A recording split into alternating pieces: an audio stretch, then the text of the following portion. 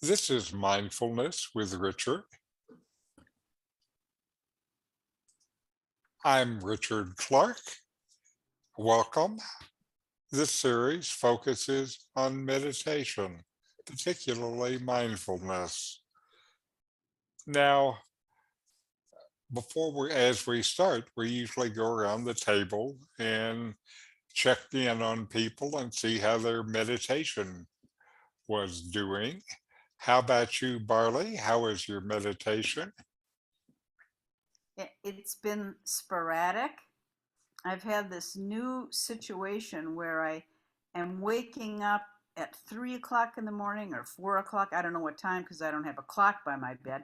And then I can't get back to sleep. So I try to meditate. And fortunately, so far, it hasn't really frustrated me. I just think, well, maybe this is the time my body wants to wake up. Right. But so I try to do meditation then, breathing and not letting my mind go all over the place. So Mhm. but I'm ready for today. Well, good. How about you, Richard?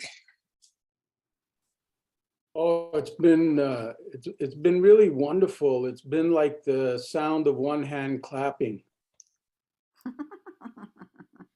Very quiet. Oh. That's perfect. Mhm. How about you, Carol? Um, it's been pretty good. I guess we've been pretty consistent and Uh-huh. mostly sometimes noisy, sometimes quiet. You never know. That's right. That's the way it is. How about you, Doug? I've been having pretty good meditation. That your talk and that video last week have really helped me. I've watched that over and over. Actually, Wow. the speaker in the video had said that if we just committed that to memory, that we could just always go back to it. But so far, I haven't been able to really do that well enough to just go back to it. So I've just been watching it Hmm. Well, repeatedly. I think it's, wonderful that we have these tools and things that can help us go Yeah. within. Uh-huh. We're in a wonderful age, I think, because so much of this is available to us. So thank you, Internet. Yeah. Okay, so let us start with our meditation for today. And mindfulness is present moment awareness, paying attention on purpose in the present moment, non judgmentally, fully receive whatever is experienced, then let it go.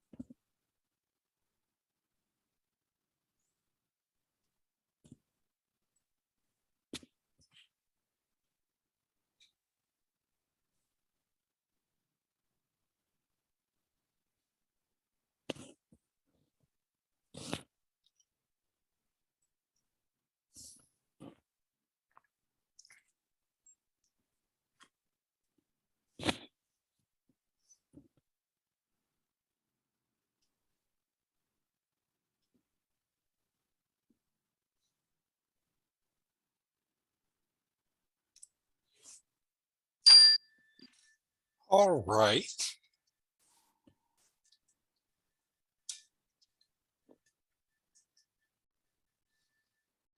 Now,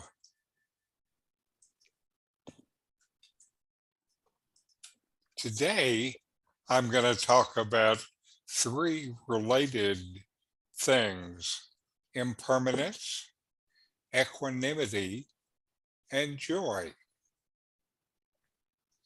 Impermanence, what Buddhists call anatta, is a fundamental teaching of the Buddhist Dharma, their idea of the underlying nature of things. All things change, they arise and pass away. Buddhists see impermanence in 5 areas. All are subject to constant change: your physical body, your senses and sensations, your mental perceptions, your experiences and voluntary actions, and your cognitive awareness. What if we experience this change and transience with a sense of joy and liberation, with a sense that we too are a part of the flow and movement of the universe? We are not fixed. Our bodies, our relationships, our personalities, our stories are not fixed, although we're mostly conditioned to believe and think otherwise. But everything changes. We can choose to let these changes flow through us or try to resist them. Guess which approach brings more inner growth and peace?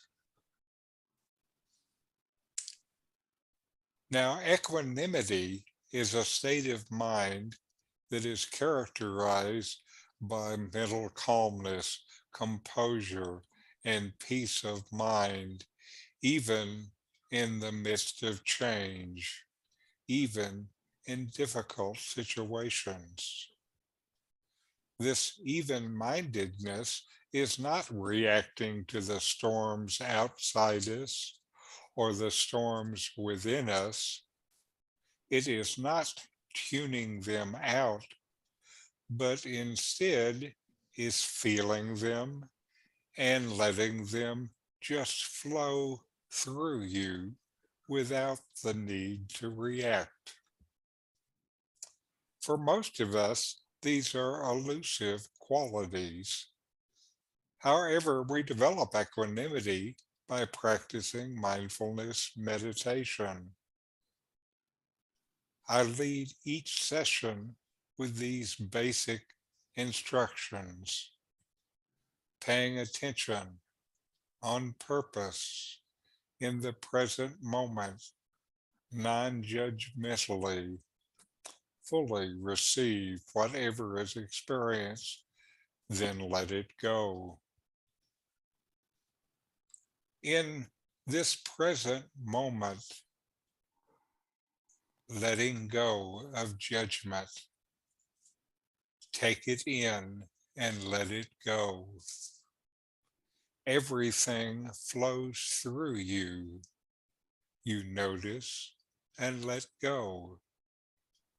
This is the heart of equanimity. Equanimity means even-mindedness. It's not tuning out stressful situations. Rather, it is just experiencing and then releasing them. When we practice mindfulness, we learn to observe our emotions and associated thoughts in a non-reactive manner and to stay detached from them. We realize that our mind magnifies our emotions in the midst of difficult situations and makes for an entire additional layer of pain and suffering. Equanimity allows us to cut through that entire layer, thereby allowing us to directly deal with such situations. Joy is a capacity that we all have, and this can be trained and developed. It's a primary component of psychological well-being and encompasses moments of appreciation, enduring contentment, and a sense of confidence and gratitude. Mindfulness involves several attitudes of mind that are pivotal to the transformation and liberation of the mind, including joy and equanimity. These are foundations as we practice mindfulness. They are capacities of every human mind that can be cultivated, trained, and developed in the same way that our attention can be trained and developed by practice of meditation. In the face of great distress, though, joy and equanimity can disappear just when they're most needed. Joy is an intrinsic attitude of mind that includes gladness of the heart, soft-heartedness, and tenderness that supports a capacity for appreciation, contentment, and gratitude. Its emotional tone is gladness, aliveness, and vitality. It's associated with a range of emotions, including contentment, wonder, radiant pride, gratitude, and delight. Empathy is central to the cultivation of joy, like it is to compassion. When we encounter pleasant states, empathy can blossom into appreciative joy, contentment, and gratitude, and appreciating the happiness in others. Now, the enemies of joy are sentimentality and exuberance. We may be carried away by the idea of joy rather than being truly alive to it in a given moment. For example, we have years of the days that we celebrate, and it's possible to get caught up in a pretense of gaiety rather than being open to the joy whenever it arises. Joy helps us with difficulty and meets suffering with equanimity and compassion. We have a capacity for joy and a capacity to find joy in others, happiness, and success. Indeed, in the Buddhist teaching, the empathetic, altruistic dimensions of joy are emphasized, creating the conditions for connection and harmony. Finding joy in others' happiness is an antidote to resentment, lessening our own sense of inadequacy and tempering our tendency towards envy. The enemy of joy is where we take pleasure in someone else's failure. Finding joy in others' happiness is an antidote to resentment, lessening our own sense of inadequacy and tendency towards envy. When we free our mind and heart from envy and resentment and judgments, we can really appreciate our own and others' well-being. Now you can cultivate and practice joy. Joy is an intention, a cultivation, a practice. Joy is both a capacity we all have and a capacity that can be trained and developed. It is an attitude of mind that can be cultivated through mindful practice and through how we live our lives. When we intentionally cultivate joy, we discover that it can be a fundamental in our life, and we can find joy in what we have here and now. We withdraw from the tendency to orient to insufficiency that drives the judgment of distress and suffering.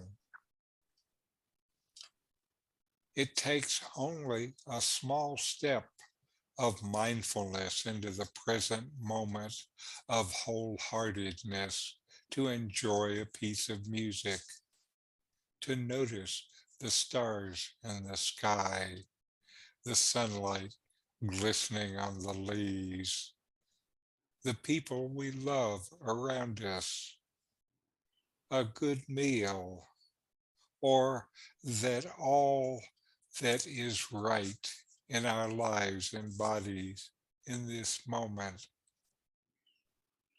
These moments are available all the time. They offer a more enduring contentment. They offer the joy that is found deep within. Appreciate this moment. Feel the joy that is available here and now.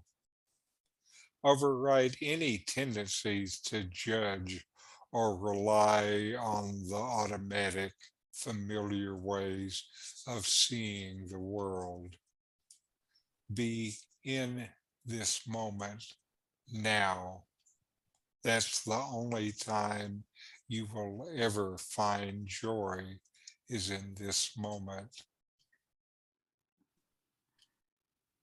And really sense how your attention, along with a kind of innocent perception, affects the world in this moment.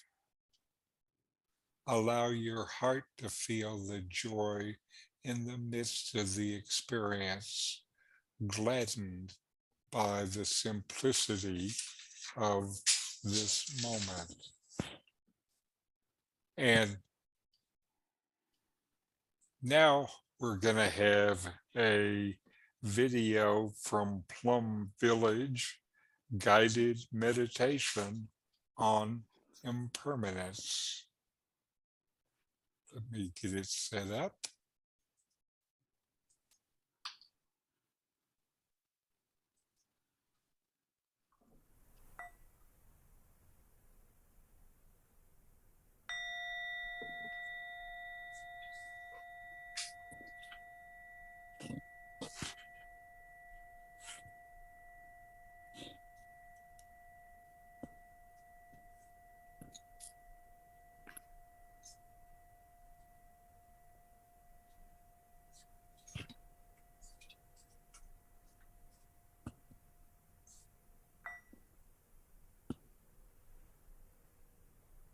Breathing in, I know that I am breathing in.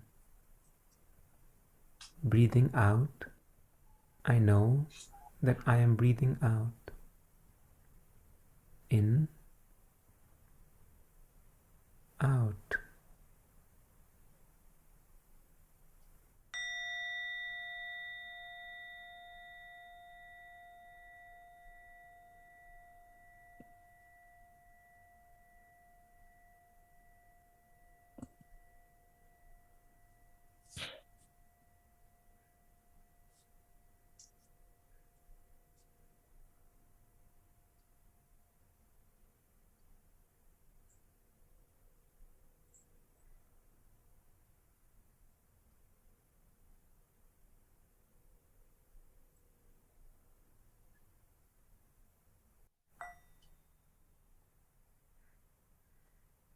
Aware of my body, I breathe in. Seeing the impermanence of my body, I breathe out. Body impermanent.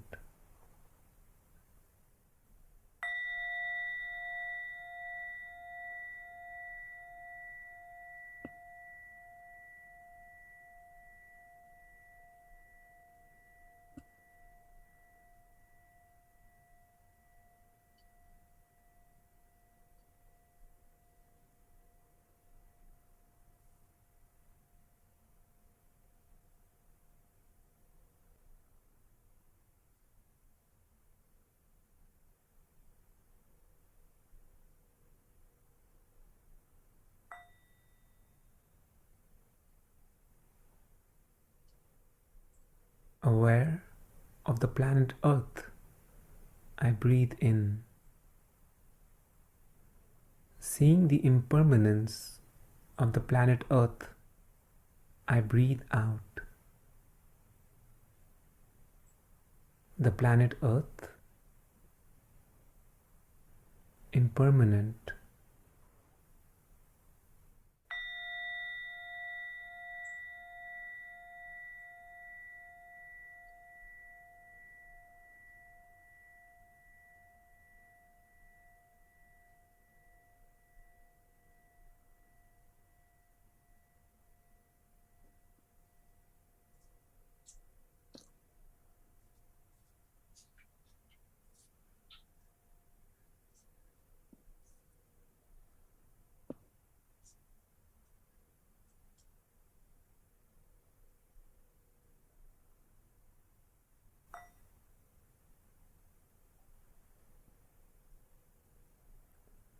Aware of the human species, I breathe in. Seeing the impermanence of the human species, I breathe out. The human species, impermanent.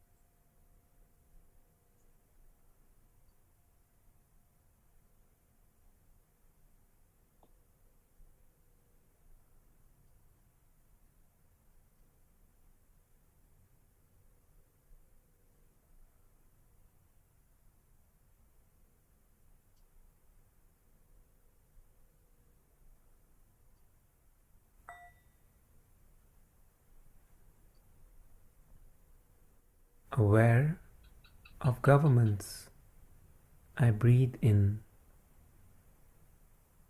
Seeing the impermanence of governments, I breathe out. Governments, impermanent.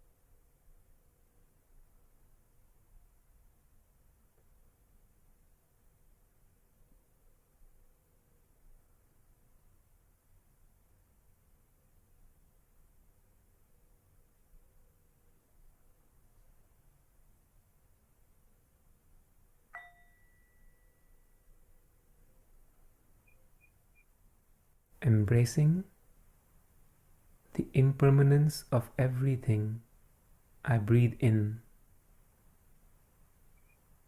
Thanks to impermanence, everything is possible. I breathe out. Impermanence, hope.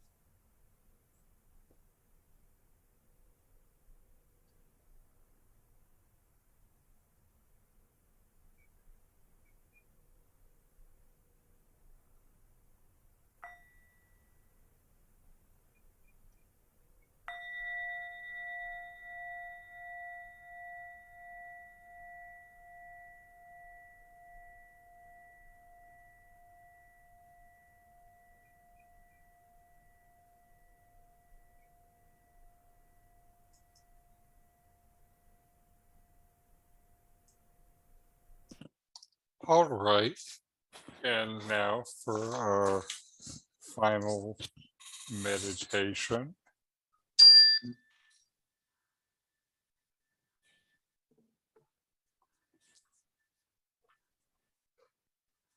Now bring your whole heart to the moment.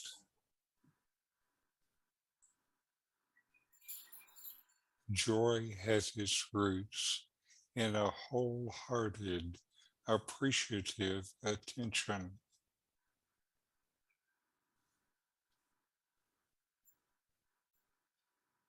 Bring your attention to seeing, touching, and listening wholeheartedly, mindful of how you are touching and being touched by the world.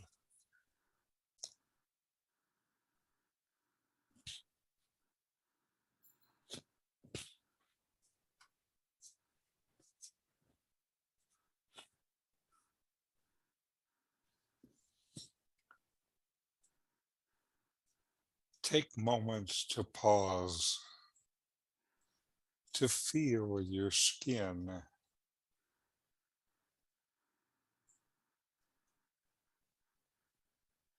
to hear what is around you,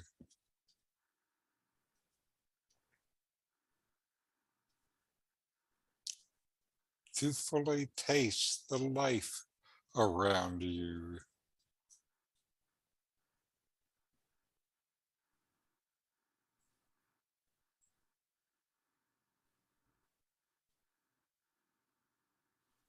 Reflect on all that goes well for you, your ability to move through the world, to be fed and be warm, and to care for yourself, and to have the caring of others.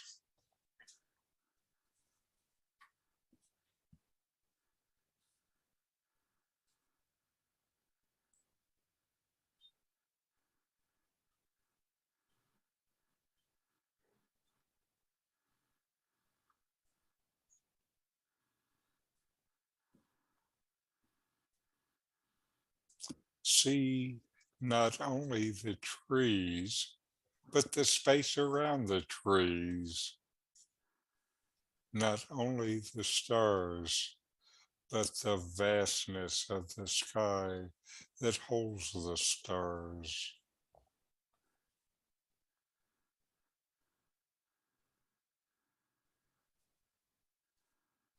Sense the small moments of generosity you extend to or receive from others. The smile, the door held open. In every moment, sense what it is that holds the potential to gladden your heart when you're truly present.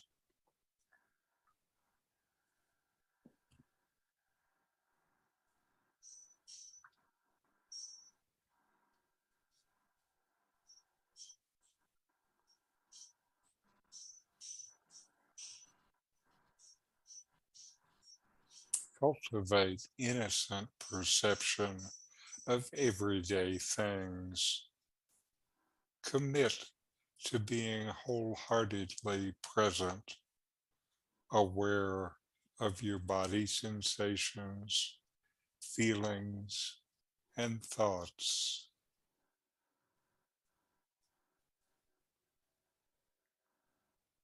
And feel the joys rise up and fill your being.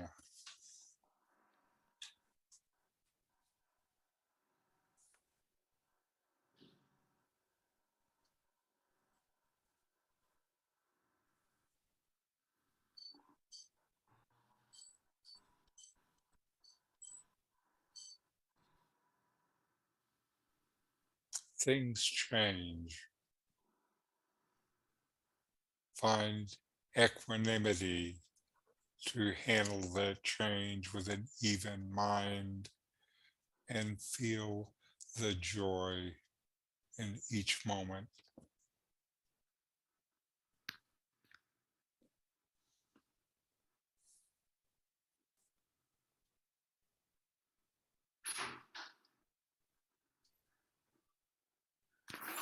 Nigga, what are you doing in that bed?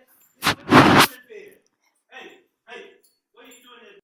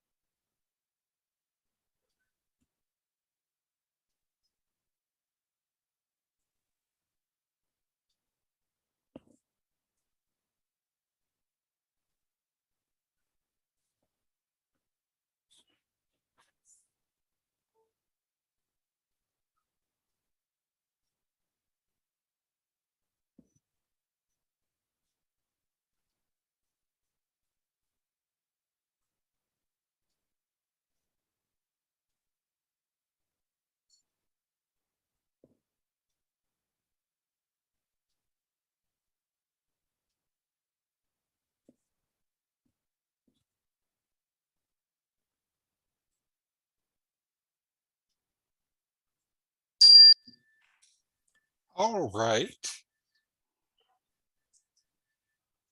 Now we'll close with a short chant. Om What did you do at the cat's little bowl? Shanti, Shanti, Shanti. Om. Peace, peace, peace.